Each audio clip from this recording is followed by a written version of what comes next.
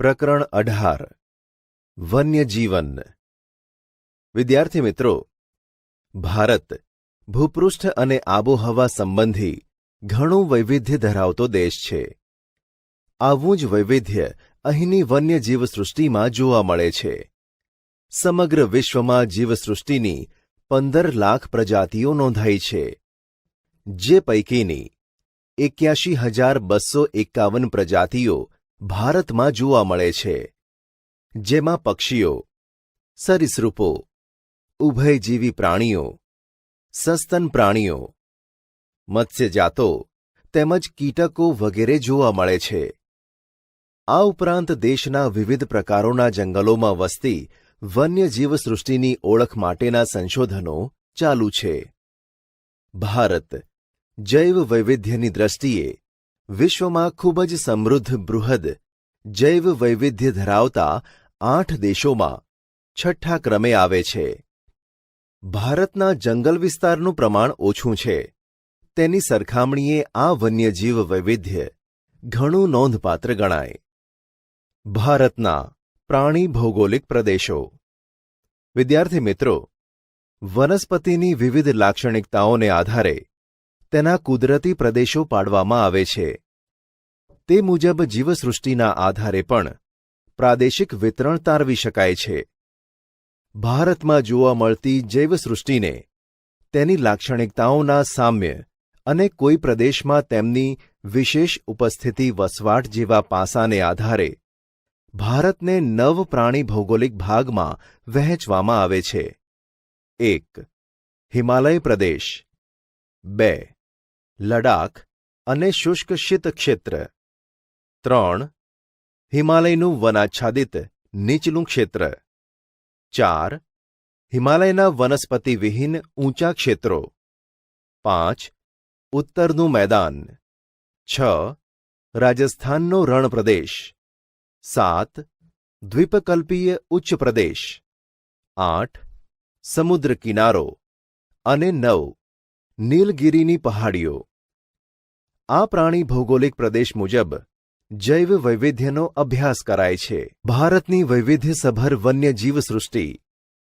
વિદ્યાર્થી મિત્રો, ભારતના ભૂપૃષ્ઠમાં વિશાળ નદી મેદાનો, દ્વીપકલ્પીય ઉચ્ચ પ્રદેશ, પર્વતીય ક્ષેત્રો, દલદલના પ્રદેશો, સમુદ્ર કિનારા તથા વનસ્પતિની દ્રષ્ટિએ ગીચ એવા વર્ષાવનો, મોસમી પાનખર જંગલો, હિમાલય અને ઊંચા પર્વતીય ક્ષેત્રમાં આવેલા શંકુદ્રુમ જંગલોની વિવિધતા વન્યજીવોના નિવાસ માટેની વિસ્તૃત પશ્ચાદ ભૂમિકા સર્જે છે।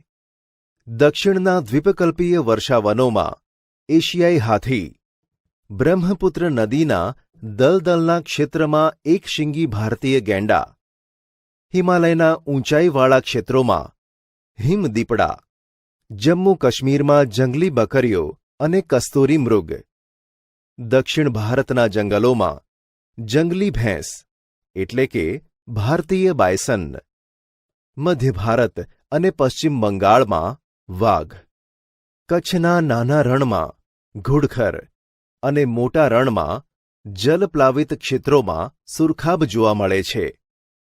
ઘાસભૂમિના વિસ્તારોમાં લુપ્ત મનાતા પક્ષી ઘોરાડ એટલે કે ગ્રેટ ઇન્ડિયન બસ્ટાર્ડ એની તાજેતરમાં વર્ષોમાં પુનઃ હાજરી નોંધાઈ છે।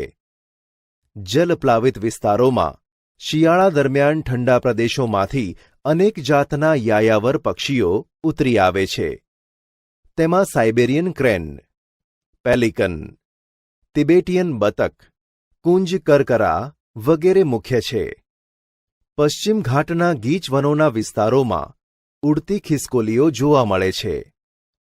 નિકોબારી કબૂતર એ નિકોબાર ટાપુમાં જોવા મળતું દુર્લભ પક્ષી છે।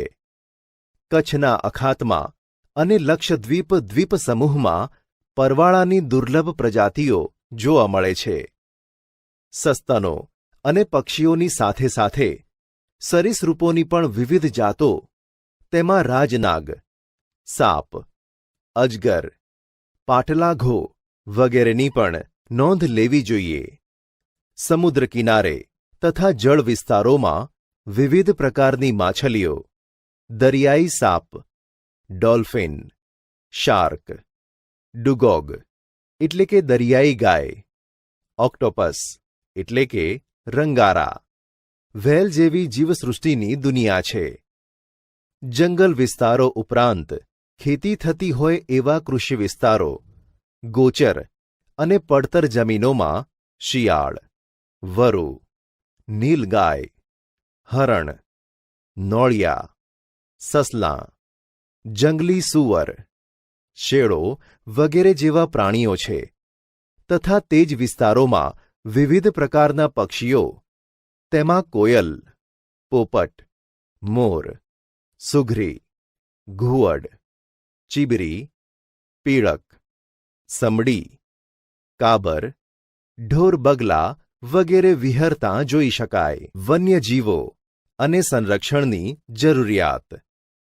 વિદ્યાર્થી મિત્રો, ભૂતકાળ તરફ નજર દોડાવતા આપણને સ્પષ્ટ જણાય છે કે છેલ્લા થોડા દાયકાઓથી વન્યજીવોના અસ્તિત્વ પર મોટું જોખમ તોળાઈ રહ્યું છે.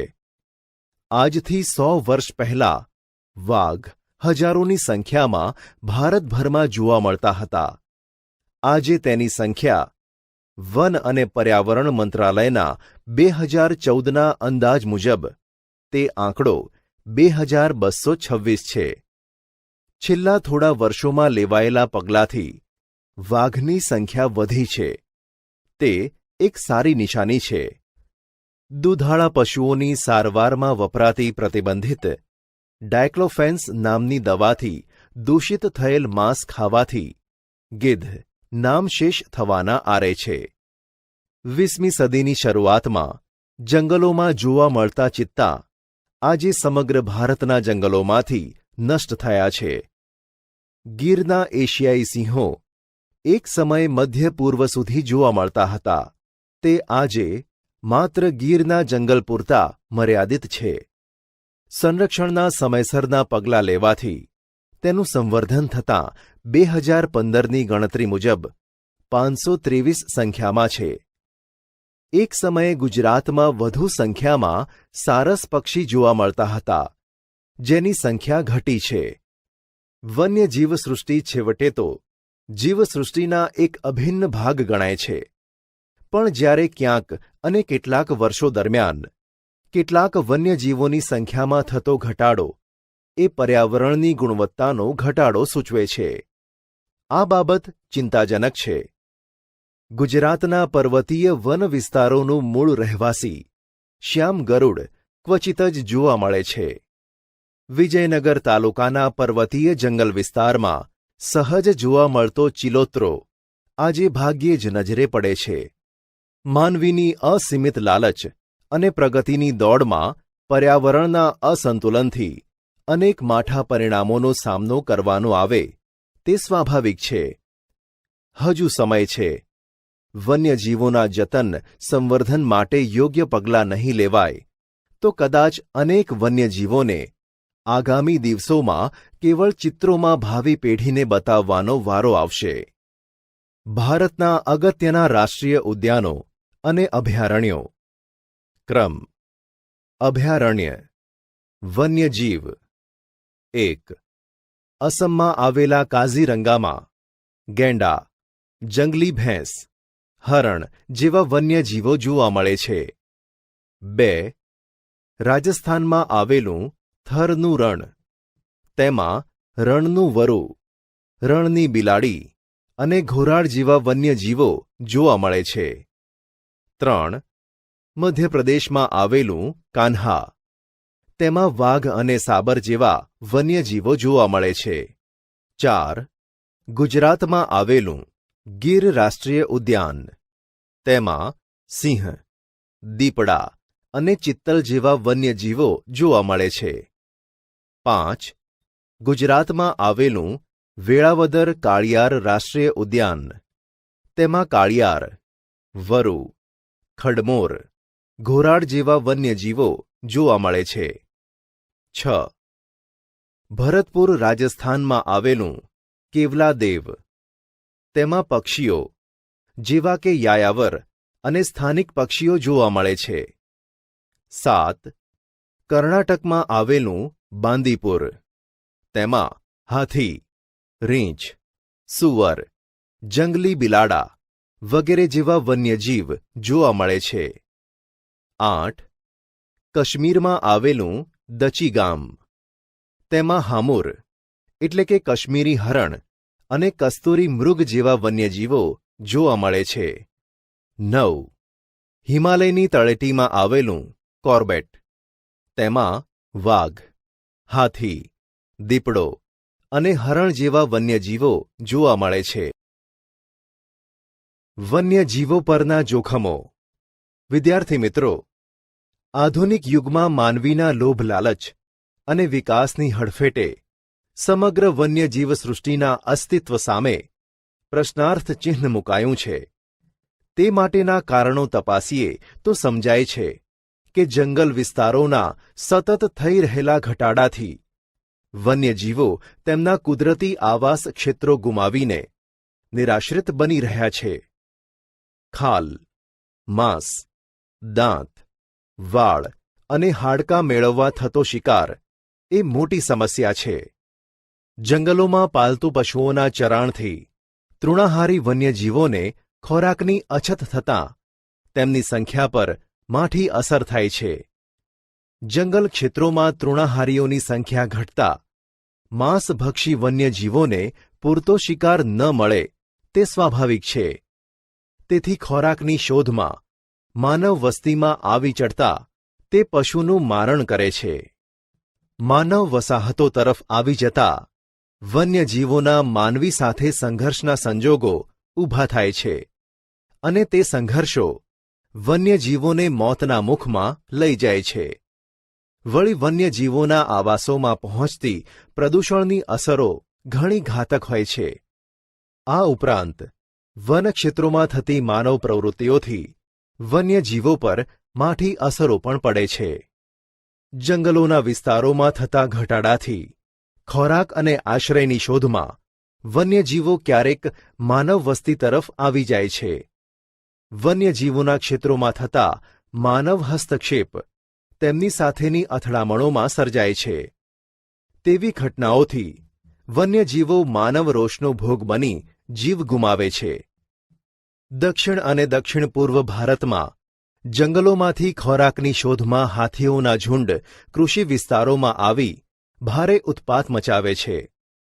સૌરાષ્ટ્ર અને દક્ષિણ ગુજરાતમાં દીપડાના હુમલાઓમાં અને ગુજરાતના ઉત્તર પૂર્વના વન વિસ્તારોની નજીક કે વનમાં રીંછ દ્વારા માનવોને ઈજા પહોંચાડવાની કે માનવીને મારી નાખવાની ઘટનાઓ બને છે.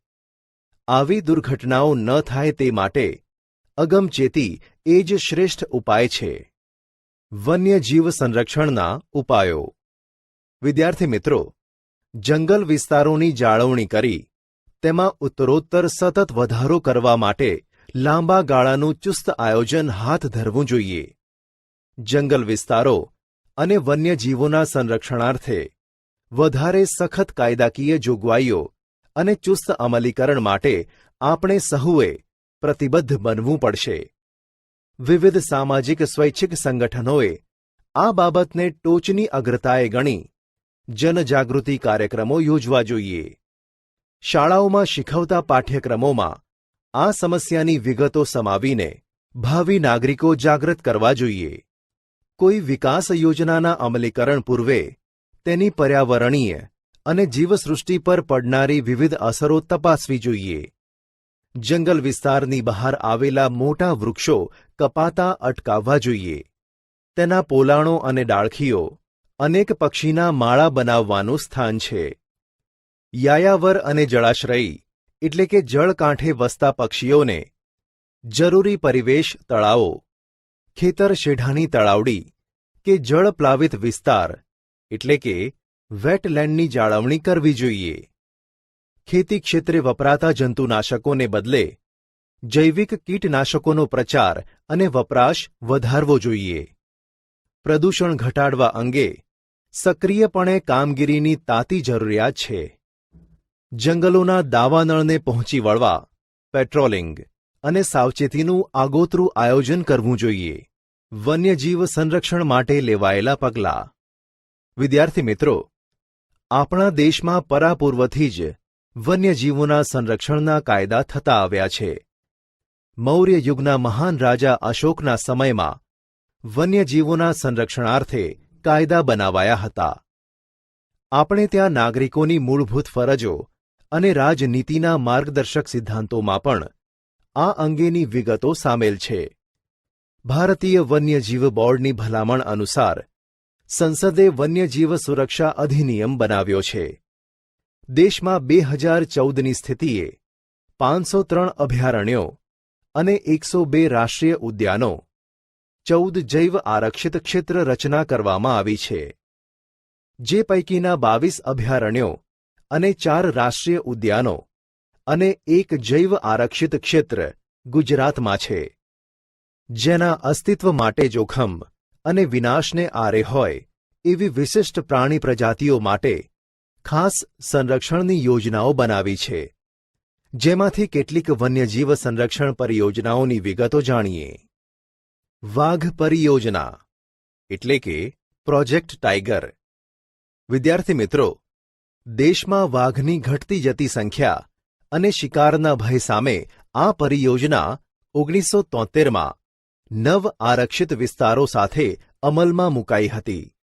જે અંતર્ગત 48 વિસ્તારોને હાલ આવરી લેવાયા છે. સિંહ પરિયોજના. એક સમયે એશિયાઈ સિંહો એશિયા ઉપમહાદ્વીપના ઈરાન સુધી વિહરતા હતા. જેના શિકાર અને જંગલોના વિનાશથી હાલ માત્ર સૌરાષ્ટ્ર દ્વીપકલ્પના ગીરના જંગલ પૂરતા જ સીમિત થઈ ગયા છે. એક તબક્કે આ વિસ્તારમાં આ સંખ્યા માત્ર 100થી પણ નીચે આવી ગઈ હતી. એશિયાઈ સિંહોના સંરક્ષણ માટે 1972માં ગીરમાં યોજના શરૂ કરાઈ હતી. આ ઉપરાંત કશ્મીરી બારાસિંગા નામની દુર્લભ હરણની પ્રજાતિ માટે હંગુલ પરિયોજના, ખારા પાણીના મગરમચ્છ માટે મગરમચ્છ પરિયોજના, ભારતીય ગેંડાના સંરક્ષણ માટે ગેંડા પરિયોજના અને હિમદીપડા પરિયોજના મુખ્ય ગણી શકાય. વિદ્યાર્થી મિત્રો, વન્યજીવ સૃષ્ટિના બચાવ અને સંરક્ષણ માટે સમાજ અને સરકાર દ્વારા દ્રઢ ઈચ્છા દાખવીને સાચી દિશામાં પગલાં ભરાય તો વન્યજીવ સંરક્ષણ શક્ય છે. વિકાસની સાથે સાથે પર્યાવરણના જતનનો મંત્ર સિદ્ધ કરવા આપણે સહુએ પ્રતિજ્ઞાબદ્ધ થઈ પ્રયાસો કરવા પડશે.